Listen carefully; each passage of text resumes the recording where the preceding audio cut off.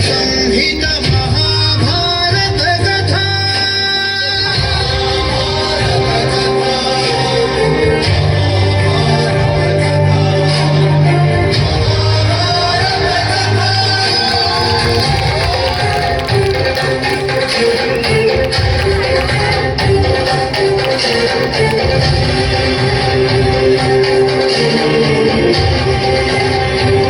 ಪರಿತ್ರಾಣಾಯ ಸಾಧೂನಾಂ, ಒಳ್ಳೆಯವರಿಗೆ ಮುಕ್ತಿ ದೊರಕಿಸಿಕೊಡಲು, ವಿನಾಶಾಯ ಚ ದುಷ್ಕೃತಾಂ, ಕೆಟ್ಟ ಕೆಲಸ ಮಾಡುವವರನ್ನು ನಾಶ ಮಾಡಲು, ಧರ್ಮ ಸಂಸ್ಥಾಪನಾರ್ಥಾಯ, ಧರ್ಮದ ಸ್ಥಾಪನೆಗಾಗಿ ನಾನು ವಾಸುದೇವ ಕೃಷ್ಣ ಪ್ರವೇಶ ಮಾಡುತ್ತಲಿದ್ದೇನೆ ಈ ಮಹಾಭಾರತದ ಕಥೆಯಲ್ಲಿ.